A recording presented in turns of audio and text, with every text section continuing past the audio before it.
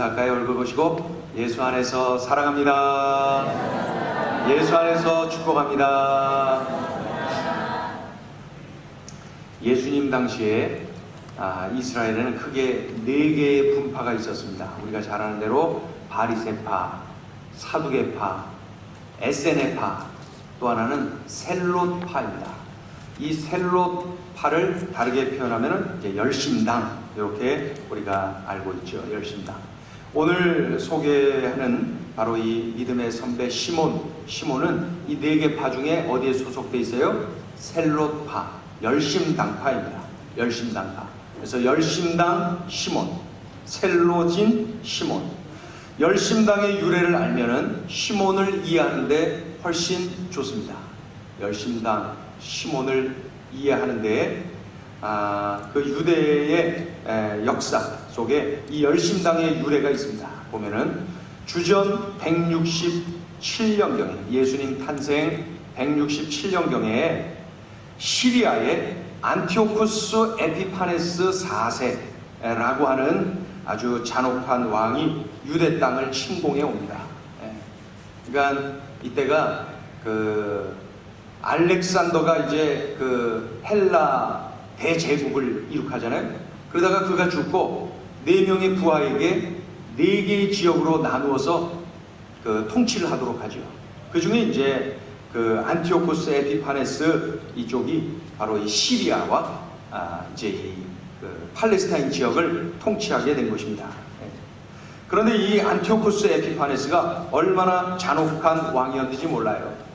뭐 배려라고는 전혀 없고 자기가 통치하는 그 지역을 아주 무력으로 압제하고 무력으로 아주 통치하는데 능했던 그러한 왕입니다.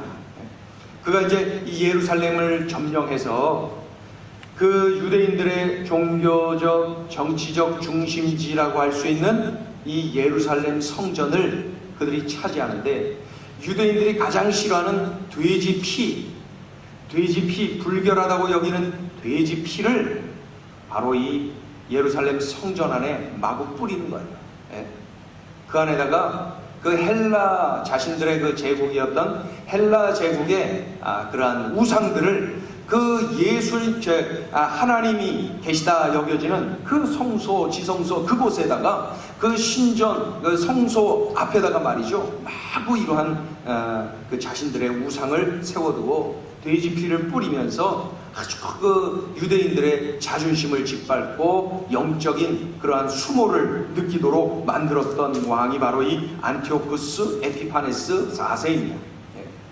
온갖 학살을 자행했고 안식일 제도를 폐지시켜버렸고 할례 제도를 폐지시켰고 아주 강압적인 그러한 폭압, 그러한 그 폭정을 일삼은 왕이 바로 그입니다. 이스라엘 백성들이 극심한 고통을 당했습니다. 자존심은 상할 대로 상해 있었던 거죠. 그때에 이러한 분위기 속에서 나이 많은 제사장 마따디아라고 하는 제사장이 등장합니다. 그 제사장이 견디다 못해서 어떻게 합니까? 그의 5 아들들과 함께 봉기를 일으키는 거예요. 제사장 마따디아가 5명의 아들들과 함께 그를 또 따르는 그 자료를 보면은 6-7천 명이 그를 따랐다. 그래갖고 같이 따르면서 게릴라 전을 펼치면서 이 헬라 제국을 향해서 안티오코스 에피파네스 이 왕을 향하여서 무장 봉기를 일으킨 것이죠. 그래서 이 5명의 아들들이 아버지를 도와서 정치적으로 종교적으로 투쟁을 벌인 것입니다. 이 그런 중에 아버지 마따디아 제사장이 세상을 떠나요. 그러면서 장남인 유다 마카비라고 하는 장남이 그 아버지의 자리에 오르면서 무장 봉기를 계속해서 앞장서서 이끌어가는 것을 볼 수가 있습니다. 그 결과 유다 마카비가 이끄는 이러한 세력이 그 거대한 제국을 향하여서 싸워 승리하게 됩니다. 그리고 이 유다 땅에 유다 마카비가 바로 아주 위대한 왕국을 건설하게 된 것이죠. 세계를 제패한 대제국을 향해서 이 유다의 제사장 가문 중심으로 이런 봉기가 일어나서 유다의 이러한 왕조를 다시 시작하게 된 것 얼마나 놀라운 일이었겠습니까? 그렇죠? 그래서 유다 마카비 왕조는 지금도 유대인들에게는 큰 자부심이요 자존심으로 남아있는 것이죠. 물론 그 이후에 뭐 한 100여 년 갔을까요? 그렇게 간 뒤에 로마, 헬라 제국 이후에 로마 제국이잖아요. 로마 제국에 의해서 이 마카비 왕조는 아주 최후를 맞이하게 되죠. 그때 마지막으로 싸우는 장면이 정말 막 처절하고 아주 장렬하게 그 마지막을 맞이하게 되죠. 예수님 당시는 유다 마카비 왕국을 점령한 이 로마 대제국 하에서 식민 지배를 받고 있었던 상황이에요. 그러니 이스라엘 백성들은 더더욱 과거의 마카비 왕조, 유다 마카비 왕조 때를 기억하는 거예요. 그때는 헬라 제국을 향해서 그 유다 그 왕조를 새롭게 일으킨 자존심과 자부심을 갖게 만드는 위대한 사건이지 않았겠습니까? 나라가 독립도 하고 말이죠. 굉장한 사건이었어요. 그때를 기억하면서 대제사장 마따디아의 아들 5명의 아들들, 장남 유다 마카비 막 이러면서 그때를 그리워하고 그때를 또 소중히 여기고 이런 것이죠. 그러나 지금은 로마 제국, 또 다른 제국에 의해서 고통을 당하고 있는 거예요. 이런 때에 과거에 우리가 헬라 제국에 점령을 당할 때 그 제사장 마따디아와 그 아들들이 일어났지 않냐? 그래갖고 막 수천 명이 같이 막 이랬고 그래갖고 힘을 합해서 나라를 세우지 않았느냐? 그들이 항복하고 돌아가지 않았느냐? 우리가 다시 일으켜야 되지 않느냐? 그때처럼 말이죠. 그리고 로마 대제국을 향하여서 이런 봉기를 일으키자, 그러자 하면서 모인 집단, 그게 바로 열심당, 셀롯 땅. 그러한 역사를 기억하면서 우리도 한번 이 시대에 한번 일으켜보자, 이렇게 하면서 만들어지고 그 일을 하고 있는 세력이 바로 이 셀롯 땅, 열심당입니다. 달리 표현하면 독립군들이에요. 독립군. 이들은 유다 마카비의 모든 이념을 추구합니다. 이들은 무장 봉기를 추구합니다. 목숨을 걸고 독립운동을 추구합니다. 민족주의적인 색채를 지닌 민족의 아주 그냥 결사 단체, 비밀 결사 단체라고 볼 수가 있는 거죠. 쉽게 표현하면은 과격한 무장 혁명주의 단체가 바로 이 셀롯 당입니다. 열심당입니다. 시몬이 소속되어 있는 그 당입니다. 알겠죠? 과격한 무장 혁명주의 단체. 이러한 단체에 시몬이라는 그러한 자가 있었는데 그가 어떻게 했어요? 예수님을 만났어요. 예수님의 제자가 되었어요. 그리고 끝까지 예수 그리스도의 십자가 사랑을 증거하는 증인으로 인생을 살게 되는 거죠. 열심당원 시몬을 통해서 우리에게 주시는 소중한 메시지가 있어요. 열심당원 시몬의 일생을 통해서 우리에게 주시는 메시지가 있어요. 우리 큰 소리 한번 따라합니다. 예수님 만나면 변화됩니다. 예수님 만나면 변화됩니다. 우리 옆에 있는 분에게 알려주세요. 얼굴 보시고 큰 소리로. 자, 크게 이렇게 외치는 겁니다. 어떻게 외치냐면 얼굴 보시고 어떻게 외치냐면요, 그냥 제가 혼자 할게요. 예수님 만나면 변화된다. 이겁니다. 한번 같이 할까요? 시작. 예수님 만나면 변화됩니다. 예수님 만나면 변화됩니다. 이게 바로 열심당 시몬을 통하여 주시는 메시지. 예수님 만나면 변화됩니다. 열심당은 시몬과 같이 과격한 무장혁명주의자도 예수님 만나면 변화됩니다. 여러분, 성경에서 지속적으로 강조하는 것 중에 대표적인 것이 뭐냐면은 회개입니다. 회개. 뉘우칠 회, 고칠 개. 뉘우치고 고치는 게 회개가 아니겠습니까? 회개는 내가 죄인이라는 것을 깨닫고 그 길에서 뉘우치고 돌이키는 게, 바른 길 가는 게 회개입니다. 이대로 있으면은 내가 계속 잘못될 거예요. 망할 거예요. 이것을 깨닫고 뉘우치고 고치는 것, 이것이 바로 회개입니다. 그런데 사탄은 계속해서 나에게 어떻게 속삭여요? 야, 너같이 의로운 사람이 또 어디냐? 너같이 하나님 사랑하는 사람 또 어디냐? 너같이 하나님의 일에 충성하는 사람이 또 어디냐? 아니 너 아니면 니네 교회 쓰러지지 않냐? 너 같은 사람이 또 어디냐? 이러면서 자꾸 사탄이 나에게 속삭이는 것입니다. 예? 달리 표현하면은 이 사탄은 나에게 속삭여서 속썩이는 게 아니고 사탄이 속삭이는 거예요. 달리 표현하면 뭐냐면은 야 회개하지 마, 야 변화하지 마, 이겁니다. 우리 주님은 우리로 하여금 회개하고 변화되기를 말씀하고 계시는데 사탄은 우리에게 속삭이는 거예요. 야 회개하지 마, 너 같은 의인이 어딨어? 예? 그 다음에 어떻게 해요? 변화되지 마, 너는 지금 정말 뭐 잘하는 거잖아. 우리 예수님, 우리 주님과 너무나도 대조적이 이 사탄은 말이죠. 예? 우리 주님은 회개를 명하시죠. 우리의 양심을 통해서 말씀하시죠. 설교를 통해서 말씀하시죠. 큐티할 때 말씀해 주시죠. 성경을 통해서 말씀해 주시는 것입니다. 우리가 죄를 깨닫고 진심으로 회개하기를 촉구하시는 거예요. 그래서 변화되기를 기다리시는 거예요. 이스라엘 백성들이 하나님을 무시하고 우상을 섬길 때 하나님은 선지자들을 보내셨어요. 회개하고 하나님께로 돌아오라고 말씀하시는 거예요. 선지자들을 계속 보내셨어요.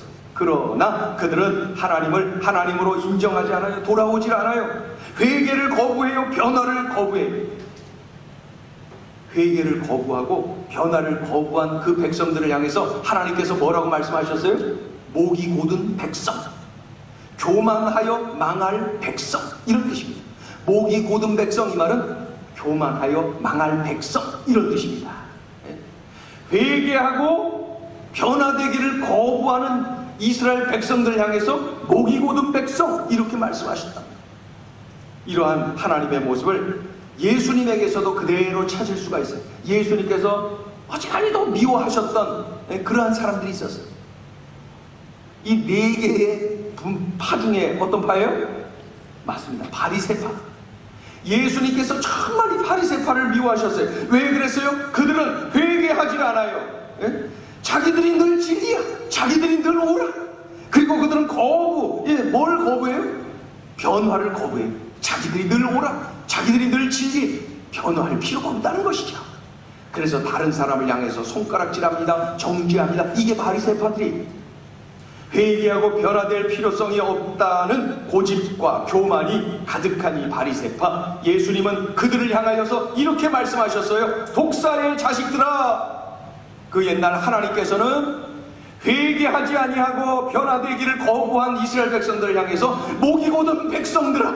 우리 예수님은 바리새인들을 향하여서, 즉 회개를 거부하고 변화되기를 거부하는 그들에게 독사의 자식들아 하면서 선포하시는 모습을 볼 수가 있어요. 이 독사의 자식들아, 이 말을 달리 표현하면 뭐예요?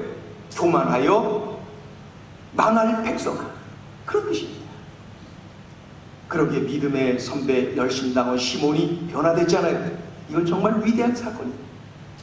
어떻게 열심당이 변화됩니까? 어떻게 열심당원이 변화됩니까? 자기들만 옳은 줄 알고 자기들만 진리인 줄 알고 말이죠. 그렇게 외치고 있는 자들이 그 속에 파묻혀 있었던 열심당 시몬이 어떻게 예수님 만나서 이렇게 변화됐습니까? 어떻게 회개를 하고 어떻게 참으로 변화를 경험할 수가 있었습니까? 그래서 열심당원 시몬이 변화된 사건은 위대한 사건입니다. 언젠가도 말씀드렸는데 참 그 사건이 재밌어요. 그리고 좋아요. 이 열심당원 시몬 뿐만 아니라 이 열심당원들은 늘 가슴에 칼을 품고 다닌다 그랬죠. 그 칼의 이름이 뭐라 그랬어요? 두 분은 벌써 알고 있네요. 시칼 아니라 그랬죠? 시칼. 조그마한 단검을 가슴에 품고 다니는. 그래갖고 매국노들 죽이려고, 이걸 들고 로마 군인들하고 싸우러 가는 게 아니고 이거 들고 매국노들 죽이려고. 매국노가 누구예요? 그 세리와 같은 자들, 동족의 피를 빨고, 그래서 막 세금 더 걷어갖고 찾고 가는 자들, 그들을 알아두었다가 몰래 밤길을 뒤따라갔다가 으슥한 골목에서 식칼을 꺼내서 죽이는 거, 이게 독립운동의 주된 내용이에요. 매국노들 처단하는 거. 늘 가슴에 시카라고 하는 단검을 품고 다녔던 것입니다. 그런데 예수님의 제자 중에 세리가 있죠. 누구예요? 세리 마태.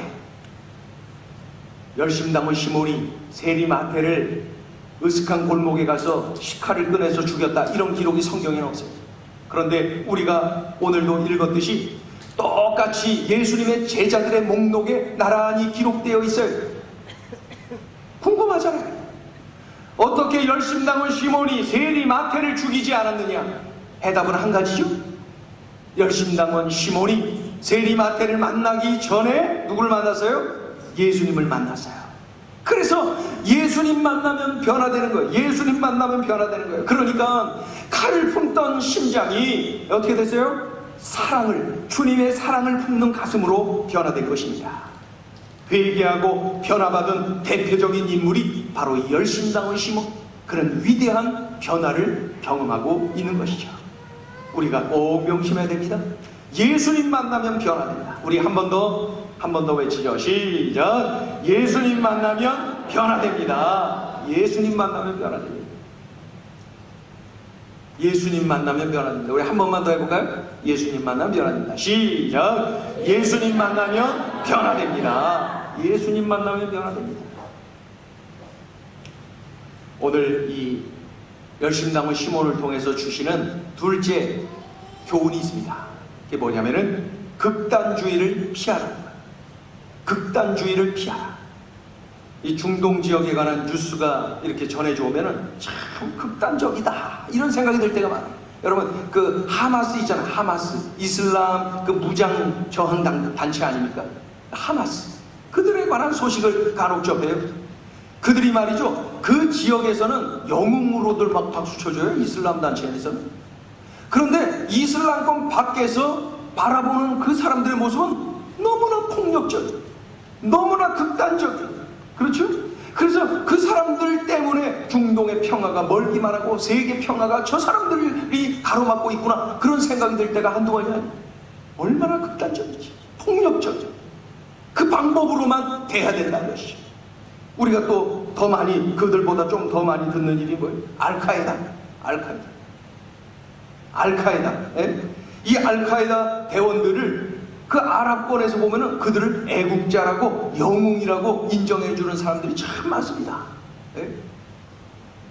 그러나 이 이슬람권 바깥에서 그들을 볼 때에 수많은 사람들은 그들을 너무 극단적이라는 걸 알 수 있어요. 너무 폭력적이에요. 그들이 가지고 있는 그 방법, 그것으로만 뭔가를 이루려고 하는 잘못된 그러한 극단주의자들인 것을 알 수가 있어요. 알카에다와 같이 과격하고 극단적인 행동을 통해서는 중동의 평화 안 옵니다. 세계 평화, 그들이 가로막고 있는 것입니다. 또 요즘은 한 수 더 떠서 자주 더 많이 듣는 조직이 있죠. 뭐예요? 맞습니다. IS, 이슬람 국가, IS. 이들의 행동은 말로 표현하기 힘들 정도로 더 과격해요. 극단적이에요. 예? 이게 SNS로 막 올려갖고 죽이는 장면들을 올려갖고 말이죠. 그거만.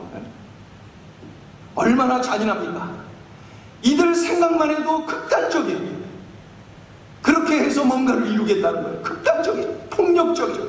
그들의 이러한 극단적인 모습이 중동 평화를 멀게 만드는 거예요. 세계 평화를 멀게만 만들고 있는 거예요. 우리나라도 우리 민족도 이렇게 전해 내려온 거 보면은 대표적인 그런 모습이 조선시대 대원군의 무슨 정책이에요? 맞아요. 쇄국정책. 외국에서 외인들이 우리나라에 들어오면 안 된다는 거예요. 쇄국정책. 극단적인 민족주의자. 우리끼리. 극단적 민족주의자. 그런데 그 당시에 이 조선에서는 사람들이 볼 때, 맞아, 우리 외세가 우리 들어오면 큰일 나지, 막 이러면서 극단적 민족주의를 지지했어요. 그래갖고 이 대원군을 영웅시하고 말이죠. 그를 따르고. 그러나 더 넓은 세상에서 그들을 바라보면 너무나 극단적, 너무나 협소해, 너무나 치우쳤어요. 그런 모습을 볼 수가 있는 것이죠. 19세기 중반까지만 해도 우리 민족이 저 일본에게 뒤지지 않았다는 거예요. 그 임진왜란 때 그들이 조총을 쏘면서 올라오지 않아요? 그 10년 전에 이이가 10만 양병설을 주장하면서 이 일본 왜군이 쳐들어올 것을 대비해야 된다, 10만 군대를 만들어야 된다, 이렇게 주장할 때만 해도 우리나라의 조총 기술이 일본 이 왜군보다 더 탁월했다는 거예요. 우리 그런 거 잘 모르잖아요, 그죠? 여러 자료에 보면 그런 게 나와 있어요. 그런데 지금 이 상태로 만족해하지 말고 그 조종에다가 그렇게 아뢰는 거예요. 왕에게. 준비하지 않으면 당합니다. 당했어요. 그들은 계속 준비했는데 우리는 그냥 그러지를 못했던 거죠. 극단적인 이 19세기 중반까지만 해도 이렇게 우리가 탁월했지만은 그 이후에 자꾸 뒤처집니다. 많이 뒤처지게 된 것이죠. 이 쇄국 정책, 이 극단적인 민족주의적인 이러한 모습이 우리 민족을 힘들게 만들었던 것입니다. 반면에 1853년 미국의 이 페리 제독이 군함 4대를 이끌고 말이죠. 일본으로 가지 않습니까? 그래갖고 포를 쏘면서 개항하라. 개항하지 않으면은 쳐들어간다는 거죠. 포를 그 육지에 쏘겠다 이거죠. 그때까지만 해도 이 일본은 자신들이 일본 칼 있죠. 뭐 니폰도라고 하는 거 우리가 일본 칼 얼마나 길고 멋있습니까? 그리고 칼들을 잘 쓰잖아요, 그 사람들은. 그걸로 다 할 수 있다고 믿고 있는 거죠. 그런데 어느 날 미군이 군함 4대를 이끌고 포를 쏘면서 오더라? 우리의 칼은 이거 아무것도 아니더라는 거예요. 그래갖고 개항을 합니다.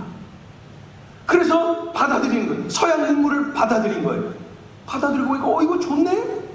우리가 너무 우물 안에 개구리였구나. 그러면서 그들이 발전하기 시작을 했던 것입니다. 세계적인 강국으로 성장할 수가 있었던 거예요. 일본도, 이 니폰도의 시대는 갔구나. 대포의 시대가 왔구나. 그것을 알 수가 있었던 거예요. 극단적인 사람들은요, 그거 받아들이지를 못해요. 내 것만 전부인 줄 알아. 이것이 다인 줄 알아. 이것만 옳은 줄 알아. 이게 극단주의적인 그러한 아주 그냥 사고를 가진 사람들의 모습인 것입니다. 만약 이때 극단적으로 생각하고 행동해서 그 칼 들고 계속 그냥 니폰도 들고 그 대포하고 싸우겠다고 하면은 그거 어떻게 됐겠습니까? 일본이 지금처럼 이렇게 열리고 성장을 했겠습니까? 극단주의는 피해야 한다. 극단적인 생각, 내게 행여나 극단적인 생각이 있다면은 그것을 버려야 돼. 극단적인 말, 극단적인 행동, 이런 것이 나에게 조금이라도 묻어 있다면은 이거 털어버려야 됩니다. 털어버려야 돼. 이것을 털었기 때문에 이 열심 담은 시몬이 예수님을 만났고 멋지게 쓰임받는 인생을 살아갈 수가 있었던 거예요. 인터넷에 이렇게 보면 말이죠. 뭐 기사가 하나 딱 이렇게 올라오면 거기 막 댓글들이 엄청나게 달리는데 그 댓글들을 보면 이 사람은 나이가 대략 어느 정도이겠구나 하는 것이 대충 느껴지는데 많은 젊은이들이 그 댓글 다는 거 보면은 참 가슴 아플 때가 있어요. 너무나 극단적인 흑 아니면 백이야. 내 편 아니면 적이야. 이게 뭐예요? 나는 옳고 저쪽은 잘못됐어. 이 둘 중에 하나, 둘밖에 없는 거예요? 없어, 그냥. 나랑 똑같지 않으면 적이. 이게 바로 우리 인터넷상에서 보여주고 있는 이 네티즌들의 이런 극단적인 모습들. 우리가 다 느끼지 않습니까? 우리나라는 이 이념 간의 갈등이 심해갖고 말이죠. 이념 간의 갈등, 좀 진보적이다, 보수적이다, 여기에 따라서 그냥 막 왜 그것을 아우를 수 있는 통전적인, 통합적인 그런 모습이 없습니다. 얼마든지 그렇게 할 수 있는데 더 폭을 넓히면 가능한데 말이죠. 너무나 극단적이죠. 좌쪽으로 극단적인, 우쪽으로 극단적인. 그러면 여기서 저기를 보면서 뭐라고 막 그러는 거예요. 정죄하고 말이죠. 만약에 열심당원 시몬이 그런 시각을 계속 가지고 있었다면 예수님 만났어도 그는 복음을 받아들이지 못했을 거예요. 왜요? 칼 들고 찔러러 돌아다녀야지. 밤길 헤매고 돌아다녀야지 뭐가 되지. 저 예수님 맨날 뭐 한다는 얘기 하늘 얘기나 하고 말이죠. 사랑 얘기나 하고 말이죠. 이거 뭐 받아들일 수가 있어요? 극단적이었다면 말이죠. 그러나 극단적이었던 그런 것들을 털어내버리니까 사랑의 가슴을 품고 그들을 사랑하고 주님께로 인도하고 그것이야말로 참으로 멋진 하나님의 방법임을 알 수가 있게 되는 것이죠. 그래서 참으로 내 사고 밖에 있는 사람들을 포용하고 넓혀서 그들을 이해하고 함께하기 위해서는 극단적인 모습, 그것이 내게 조금이라도 있다면 털어내버려야 됩니다. 꼭 털어내버려야 됩니다.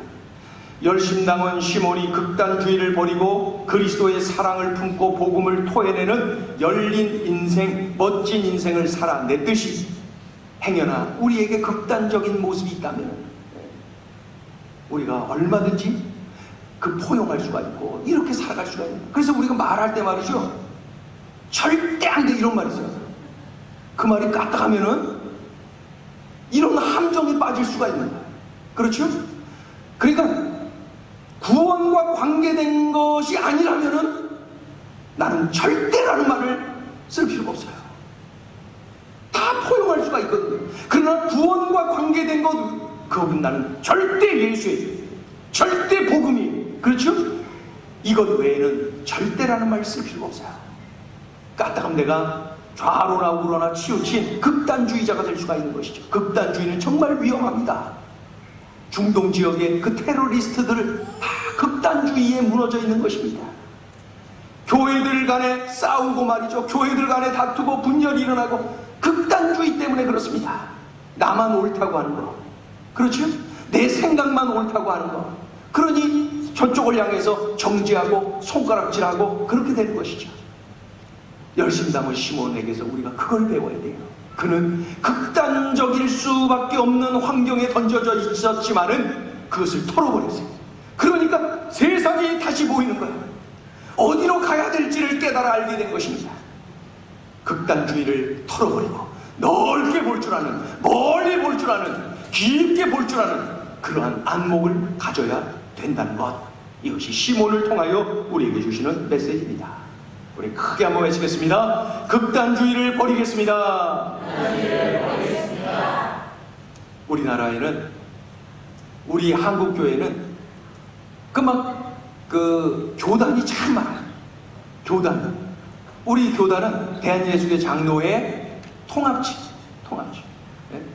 그 장신대. 또 딴 데는 대한예수교 장로회 합동측, 저쪽 총신대.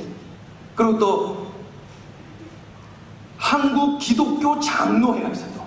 장로회, 기장이에요. 기독교 장로. 그러니까 한신대, 그죠?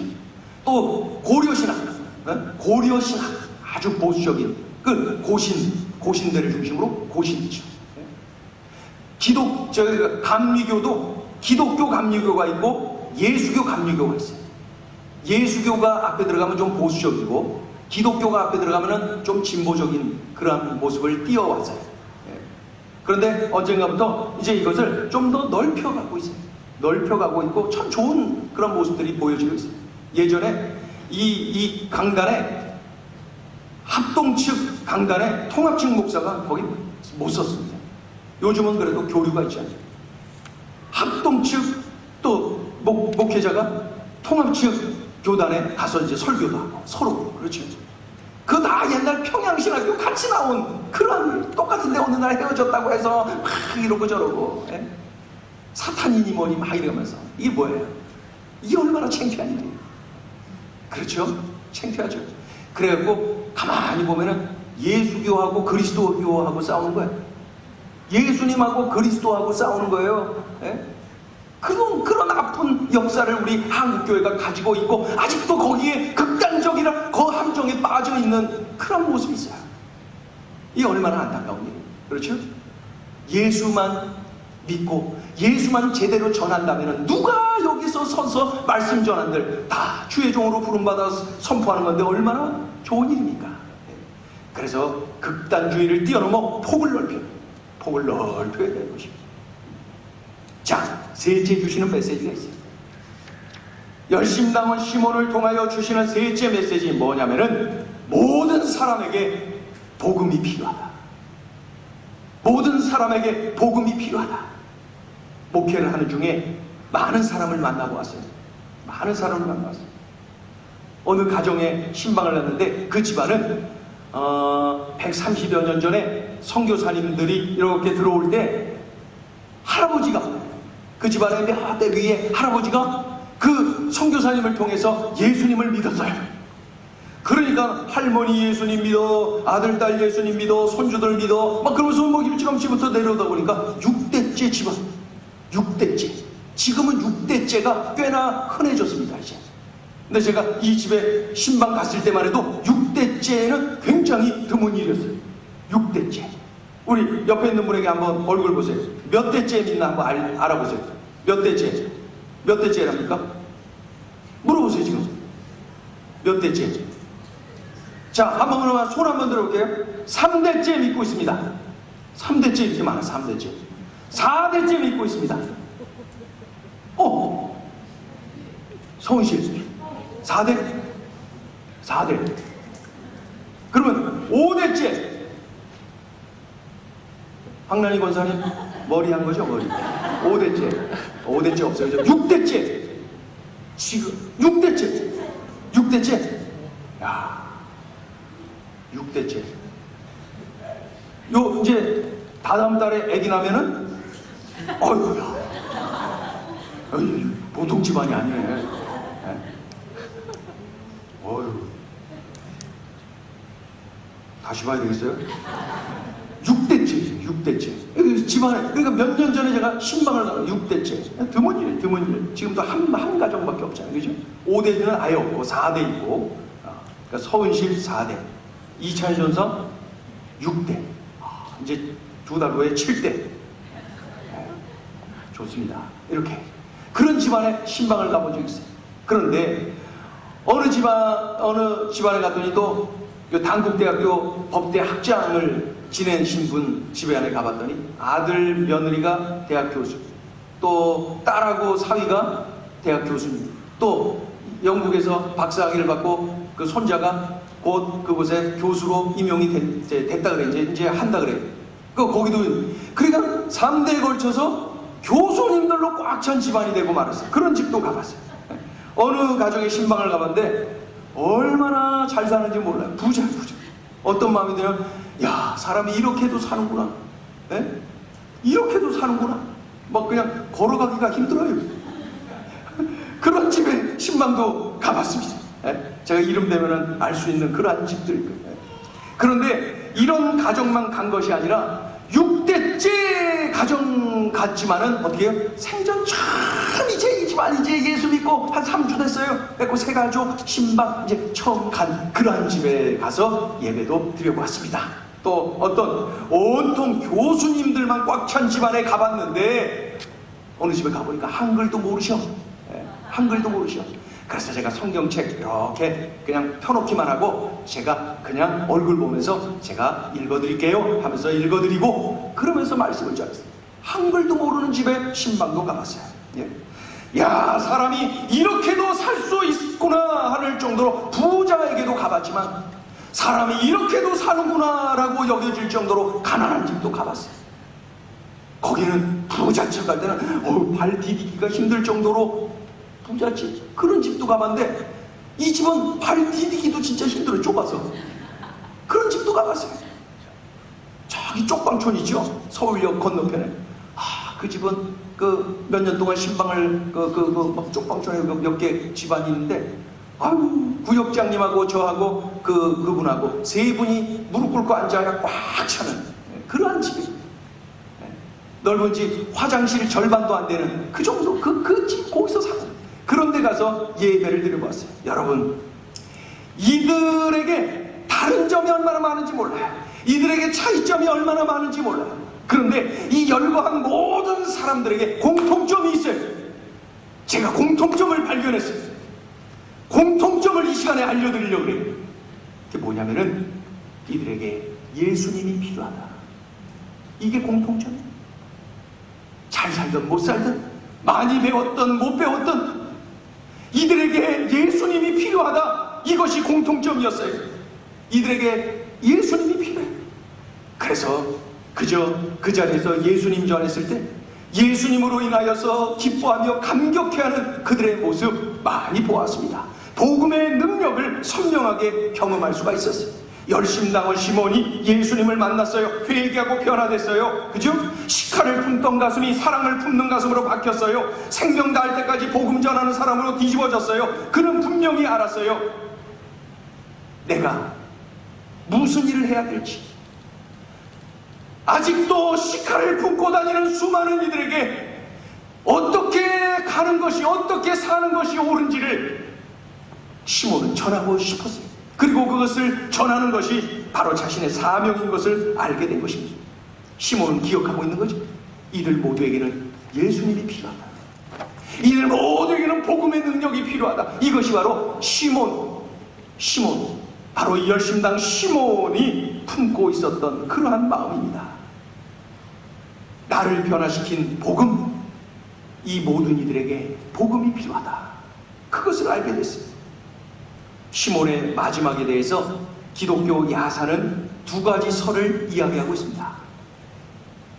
열심당 시몬의 마지막은 어떠했는지, 열심당 시몬은 어떻게 이 땅을 떠났는지, 두 가지 설이 있는데, 한 가지 설은 아프리카 북부 지역에서 복음을 전하다가 주후 61년경 잉글랜드의 카이스터 지역에서 로마인들에 의해서 십자가형을 당했다.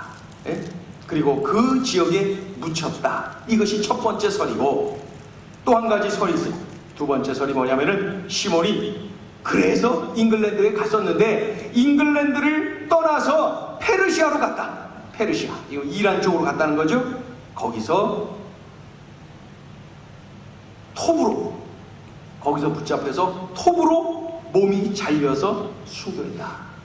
그런데 많은 신학자들은 어떻게 주장하나 서적을 봤더니 이 두 번째 설을 더 지지하는 것을 볼 수가 있어요.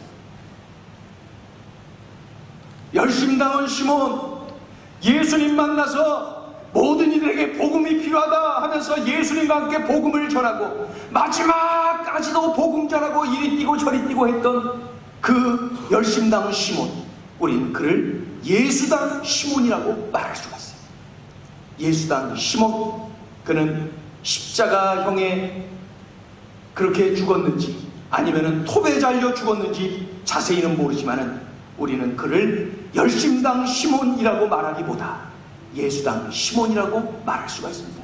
그는 예수당으로서 마지막까지 살다가 이 세상을 떠났던 것입니다. 여러분, 내가 지금 가지고 있는 지식에 함몰되어서, 내가 가지고 있는 인생 경험에 함몰되어서 다른 사람 정죄하고 멸시하고 지적하고 그렇게 속 좁은 극단주의에 빠져있는 나의 모습은 아닙니까? 아니면은 내가 복음 때문에 변화된 것처럼 저들도 복음이 필요하다라는 것을 깨달아 참으로 복음 전하는데 생명 걸고 있는 이러한 시몬으로 살고 있는 것은 아닙니까? 나의 삶은 도대체 어떻게 살고 있는 것입니까? 이제 오늘 이 시간에 나의 앞으로의 삶을 결단해야 돼요. 예수님 만나면 변화된다. 극단주의를 버려야 된다. 그리고 모든 사람에게 복음이 필요하다.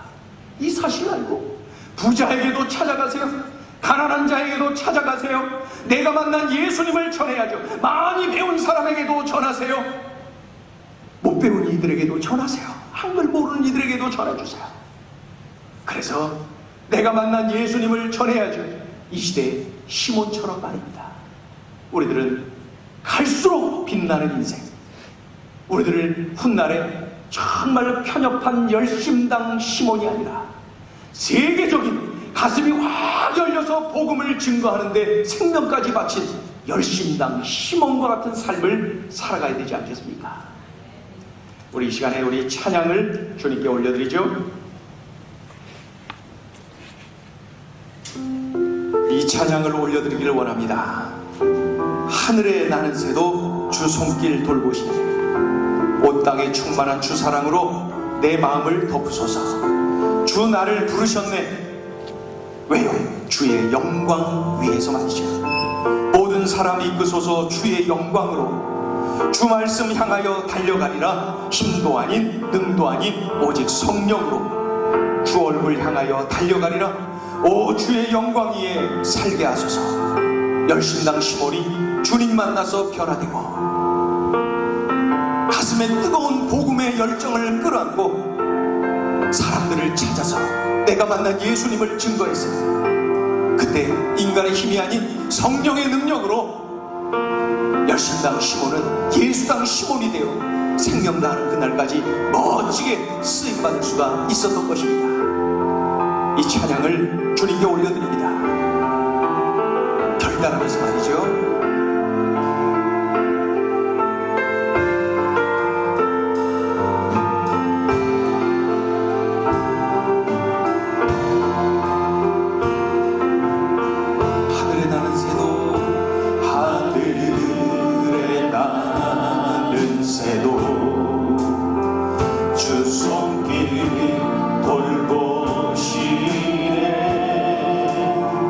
온 땅에 충만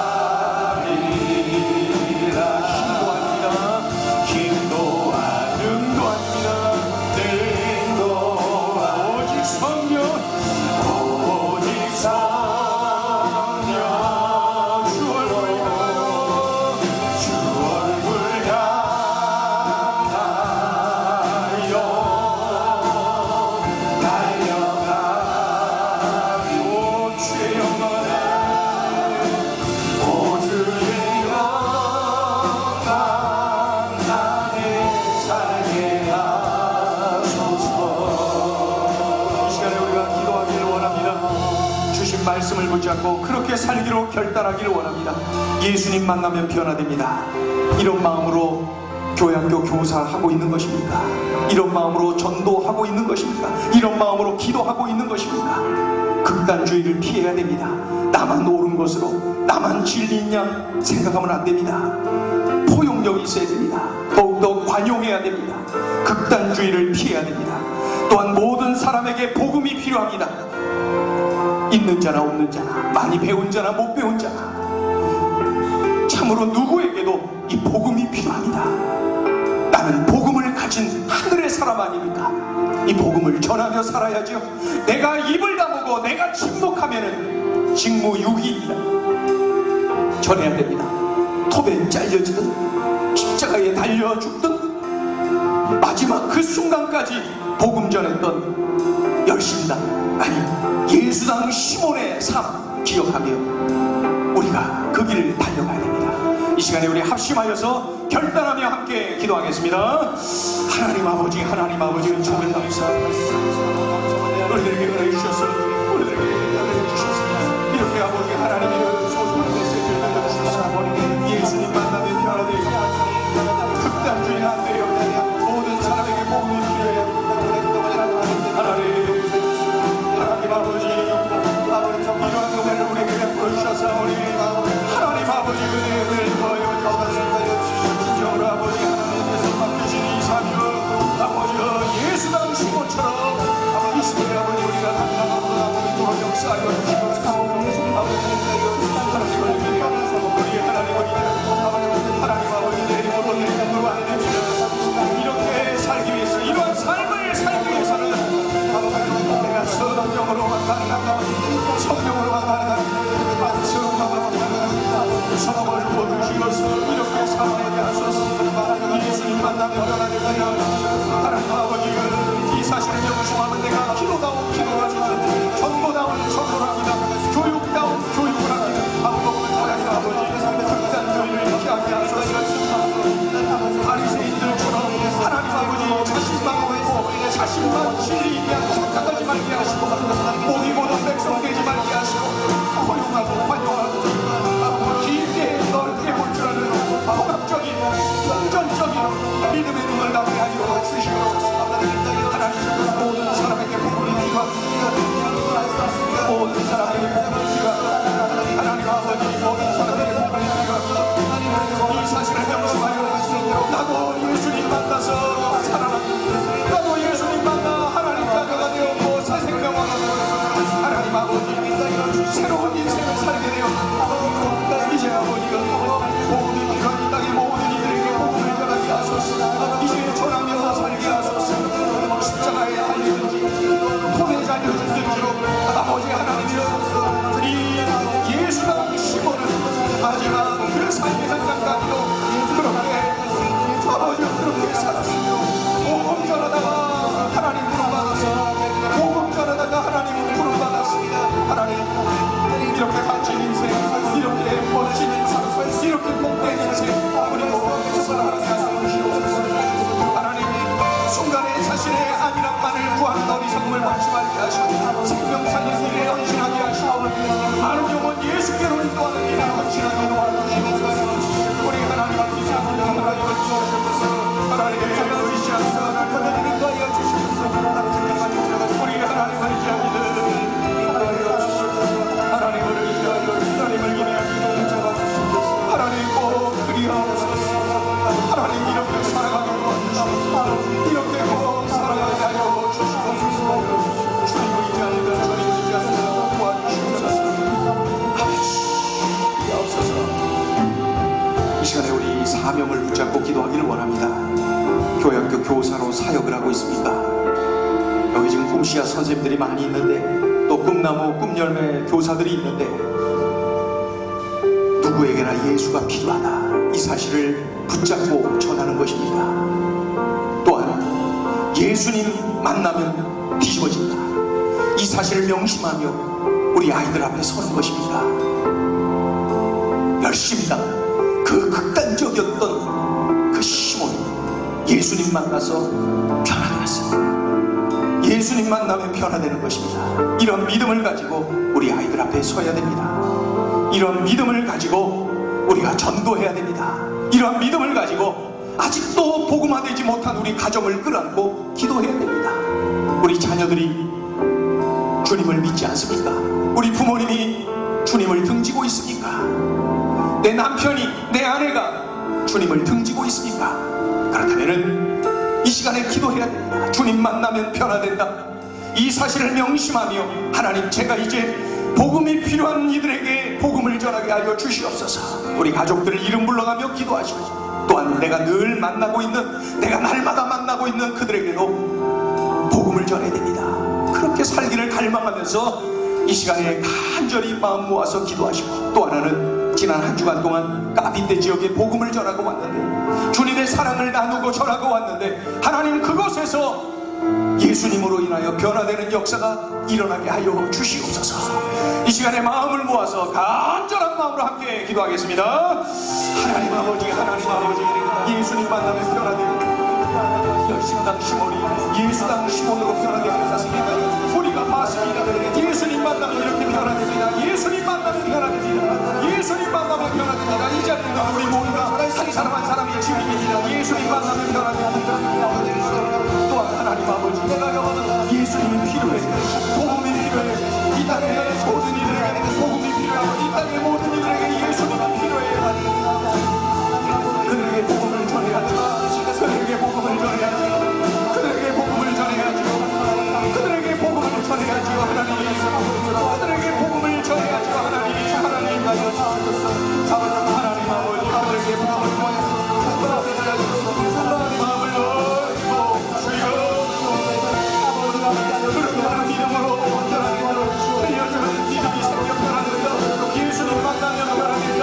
이런 믿음을 가지고 복음을 전하고 기도하고, 하나님을 위하여 우리의 자녀들이 변화되고, 우리 남편들이 변화되고, 우리 아내들이 변화되고, 우리 아버지, 어머니, 할머니, 할아버지가 변화되고, 우리의 손자, 손녀가 변화되는 역사, 예수님을 만나서 변화되는 역사가 일어나게 하여 주시옵소서. 하나님, 하나님, 아직도 우리 가족이 온전히 다 예수님을 믿지 않아서, 아직도 아버지, 우리 가족이 예수님을 등지고 있어요. 아직도 예수님을 몰라요. 아직도 예수님을 몰라요. 하나님, 하나님, 듣고 도와주시옵소서. 듣고 변화되게 도와주세요. 듣고 예수님 만나게 도와주세요. 우리 가족이 온전히 복음화되게 도와주세요. 나의 시어머님이, 나의 시어머니가 아버지 하나님이여 예수님 만나 변화되게 도와주세요. 구원받게 도와주세요. 하나님 아버지, 우리 가정에 복음이 필요합니다. 우리 가족에게 도와주시옵소서. 나의 일 안에, 나의 학교 안에, 내가 늘 만나는 이웃 사이에 복음이 필요해. 복음이 필요해. 그들에게 복음이 필요해요. 하나님 아버지, 열심히 아버지, 우리가 복음으로 인하여 예수당을 되었듯이, 하나님이여 예수당을 참으로 하는 우리들이 예수님을 전하며 예수님을 전하게 도와주시옵소서. 예수님을 전하며 살고 아버지, 하나님, 단순하면서도 가장 중요한 이 사실을 끌어안고 살게 도와주시고, 우리 가정마다 복음화가 이루어져 우리 가정마다 성령의 바람, 은혜의 바람, 예수의 바람이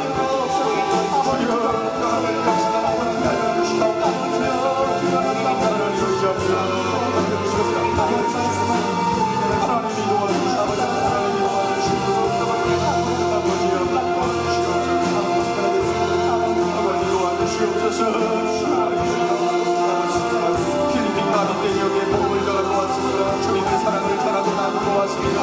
그것에 주님의 사랑이 더욱더 커가고 확장되어 전하고, 그것에 아버지와 예수의 복음이 전해지고 많은 영혼들이 예수님을 만나서 그들이 가운데 전장에서 강력하게 일어나게 하여 주시옵소서.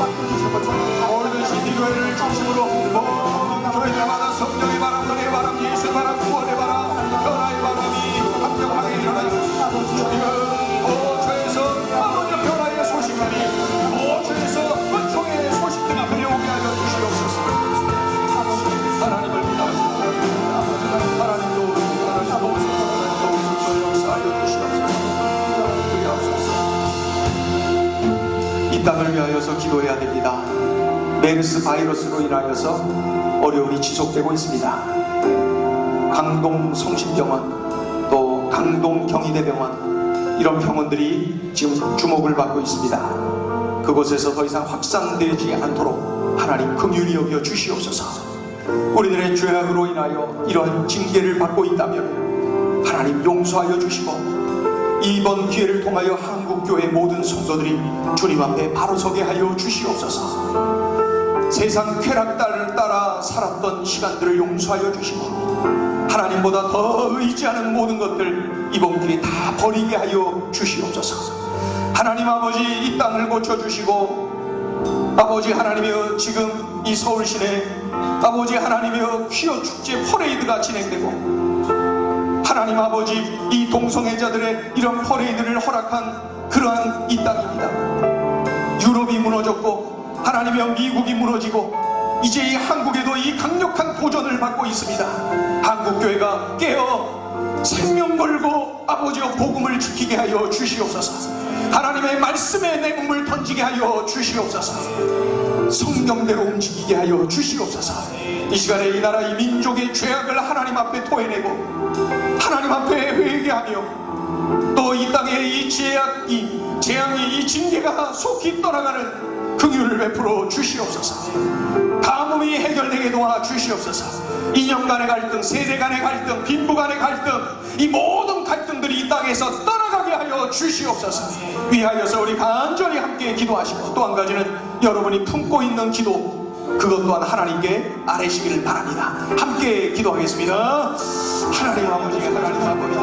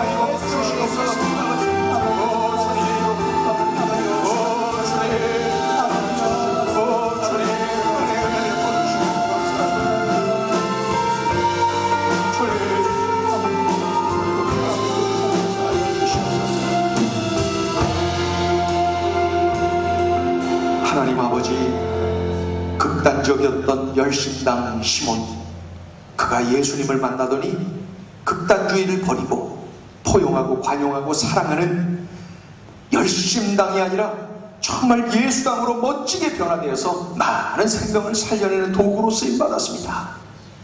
마지막 순교의 자리, 그 자리에 가기까지 복음이 필요한 이들에게 복음을 전하다가 주님의 부름을 받았습니다. 주님, 우리 남은 생애가 바로 이러하게 도와주시옵소서. 내가 예수님 만나 변화된 것처럼 이 땅에 예수님이 필요한 많은 이들에게 복음을 전하게 도와주시옵소서. 극단주의를 버리고 사랑하며 포용하며 관용하며 배려하며 참으로 예수님을 마음껏 증거하는 복음을 전하는 하늘의 사람으로 살아가게 하여 주시옵소서. 들려주셨으니 꼭 명심하여 순종하고 이렇게 살아내게 하여 주시옵소서. 예수님의 이름으로 기도 올리옵나이다. 아멘. 파송의 노래